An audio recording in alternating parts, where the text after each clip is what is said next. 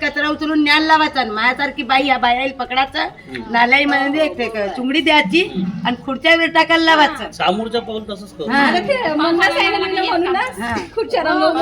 बायाच्या हातानं करायचं आता. वरोरा शहरातील वाढत्या अस्वच्छतेच्या प्रश्नावरून वरोरा नगर परिषदेत मोठा वादंग निर्माण झाला आहे. प्रभाग क्रमांक 7 मध्ये नाल्यांची नियमित साफसफाई होत नसल्याने मोठ्या प्रमाणात कचरा गाळ साचला असून नागरिकांचे आरोग्य धोक्यात आले आहे. या पार्श्वभूमीवर सत्ताधारी नगरसेवक राज खंडारे यांनी प्रशासनाच्या निष्क्रियतेविरोधात आक्रमक भूमिका घेत थेट आंदोलनाचा मार्ग अवलंबला. खंडारे यांनी प्रभागातील नाल्यांमध्ये साचलेला कचरा गोळा करून तो नगर परिषद कार्यालयात टाकत प्रशासनाचा निषेध नोंदवला.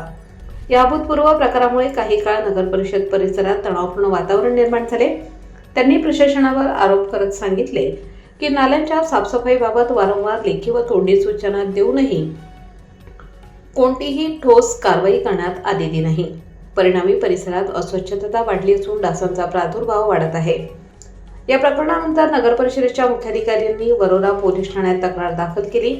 त्यानुसार नगरसेवक राज खंडारे व त्यांच्या सहकाऱ्यांविरुद्ध भारतीय न्याय संहितेच्या विविध कलमांखाली गुन्हा नोंद करण्यात आला आहे. या घटनेनंतर दुसऱ्याच दिवशी सह्याद्रीचा राखणदारच्या प्रतिनिधींनी प्रभाग क्रमांक 7 मध्ये जाऊन प्रत्यक्ष पाहणी केली. यावेळी तुंबलेले नाले, साचलेले घाण पाणी व दुर्गंधीने त्रस्त नागरिक अशी परिस्थिती समोर आली. स्थानिक नागरिकांशी संवाद साधला असता त्यांनी नगर परिषद प्रशासनाच्या निष्क्रियतेवर तीव्र संताप व्यक्त केला.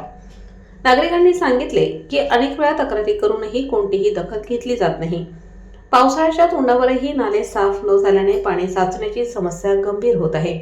डासांचा प्रादुर्भाव वाढल्यामुळे लहान मुलांच्या आरोग्यावर परिणाम होत असल्याची भीतीही त्यांनी व्यक्त केली.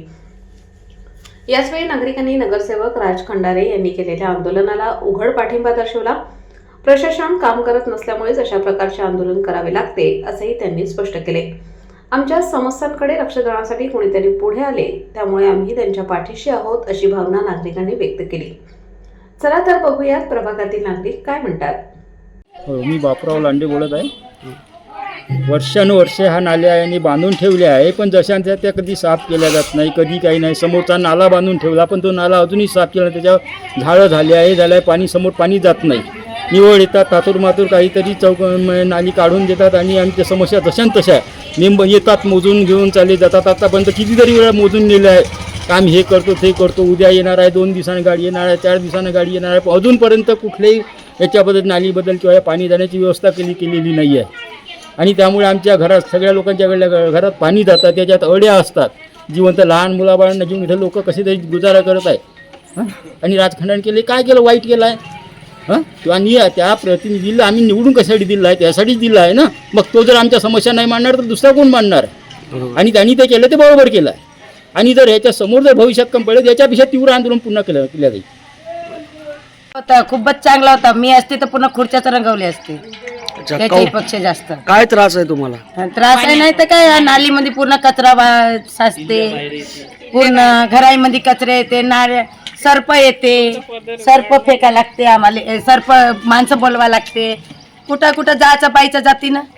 मग आम्हाला वार्ड मेंबरकडे जास्त लागेल ना, सांगाच लागेल वार्ड मेंबरले या बापा पहा हे नाली भरली म्हणून सण. घरामध्ये पाणी साचते, नगर परिषदवाले लक्ष देत नाही. मग नगर परिषदवाले लक्ष देत नाही, त्यामुळे आम्हाला वार्ड मेंबरकडे जाऊन सांगायला लागते, तक्रार करायला लागते आणि त्यांना बोलवा लागते. त्यांच्यासोबत त्यांचे मित्र राहते, ते येते बिचारे, ते करतात मग मदत.